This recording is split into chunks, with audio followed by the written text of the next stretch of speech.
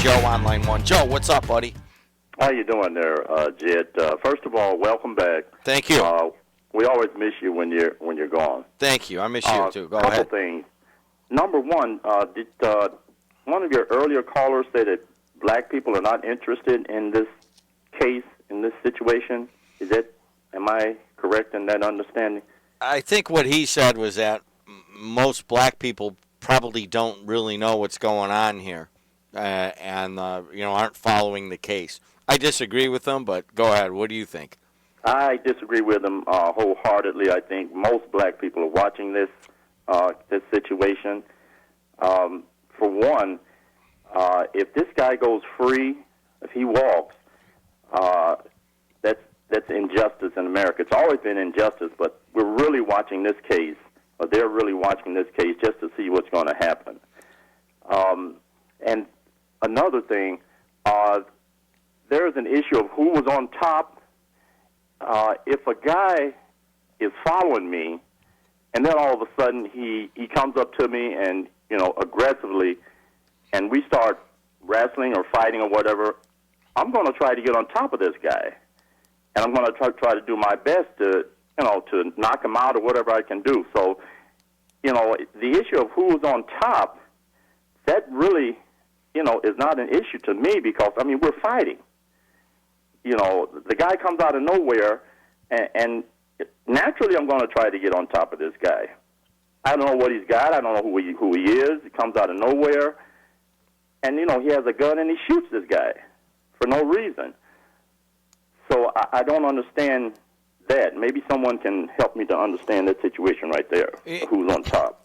Sounds like you have been following it because that's kind of the big issue yesterday was who was on top and what was happening. And how, basically the question was if Trayvon Martin's on top of him, how's the guy pull out his gun and shoot him unless Trayvon Martin was receding and getting away and said, all right, that's enough. And that's what the prosecution's theory was, that Trayvon Martin had said, all right, well, you followed me, we got in a fight, now I'm going to let you go, and then Zimmerman pulls out the gun and shoots him and kills him. And go ahead. Didn't the police tell this guy to leave that guy alone, we'll take care of the situation, but he says, no, I'm going to go after him anyway? Isn't that what happened initially? That is part of, there's a whole bunch of scenarios here that were put forward. And that was one of them, is that he was basically disregarding what the police had to say. Other folks saying that, he's just kind of keeping an eye on him and then he got attacked. So there's a lot of different versions of reality. But let me ask you this, Joe.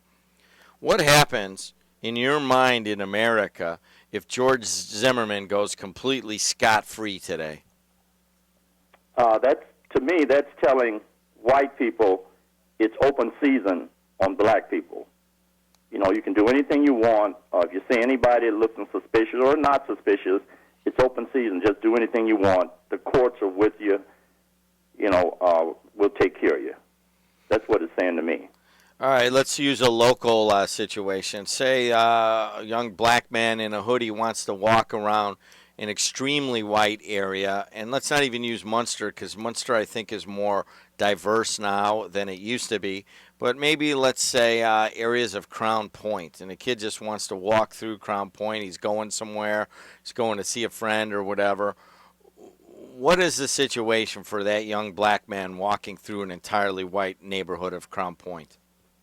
First of all, black people tell their children, hey, this is a white city. You always have to be conscious of who you are and who they are, and just, watch your back.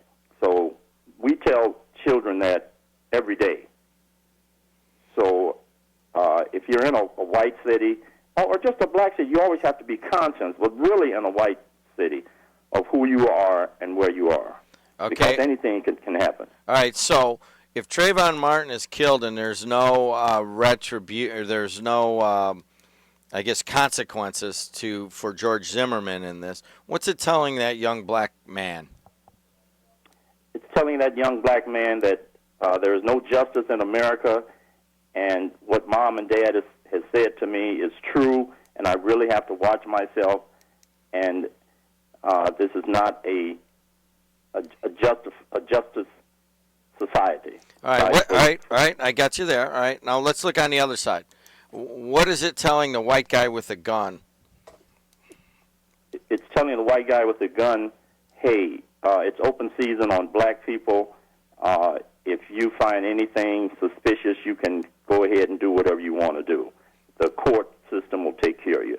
Joe, the thanks. police system will take care of you. Joe, let's follow this. I mean, it could be a very quick verdict depending on how long the closing arguments are. Let's follow it and let's keep an eye on it because I agree with you. It has much deeper effects in Sanford, Florida, or just the South. I think the ramifications of a decision either way are going to be deep here in America. So call me back in the next couple of days. Let's follow it. All right. Take care. Talk to you. Let's go to Gloria, line 3. Gloria, what's up?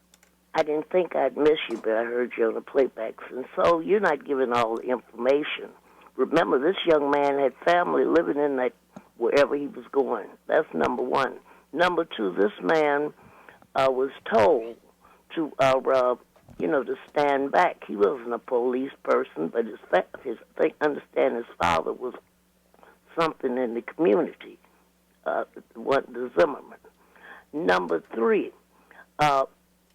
is Crown Point is also have people of color there too. But I have friends that live out there, and the darker skins that go out there, they say that they were told, watch your back, because they'll just come up and say, what you doing out here? Don't understand that people live out there too. We're everywhere. And so, just like the caller that said before, if you can just act Munster, any place like that, we are everywhere. You can't walk somewhere. You can't go somewhere. When I first moved out here, I was working at a grocery store. And this little young white fellow followed me.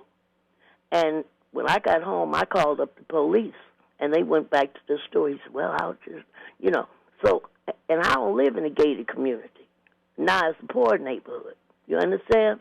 So the point is, if they don't get it together, it will be trouble.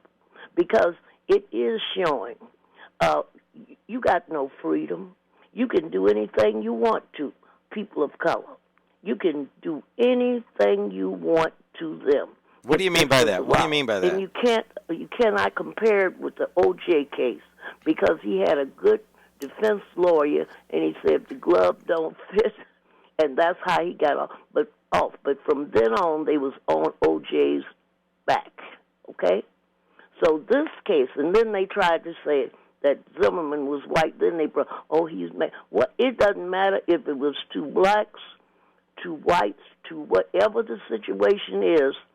He killed this young man. He overpowered him and beat him up and tried to walk away, from my understanding. And there are many college students that are watching these cases on the television, on the cable, every day. Believe me. Hey, Gloria, what do you mean? You can do whatever you want to a black person. Well, that's the way, and especially if my dad was in Miami when you got your civil rights, but he couldn't get a mortgage, but he paid cash for his property. All right. And when it went down, so I would never, as a person of color, live in Florida, Texas, Georgia, Mississippi. I'd never live because they got their own rules. And I'm not from the South in the first place. This is as much South as I've seen, and I've seen people here. They still bow down. They're not going to say what they want to say to you, but they'll say what they want to say to me. They got that old Southern tradition or something. But I've never been afraid to say whatever I want to say because I'm not, whatever I say to you, I'll tell you. I'm not going to embarrass you, or maybe I do, and I don't know it. No, just when we talk off the air. I'm not going to do anything to hurt your feelings.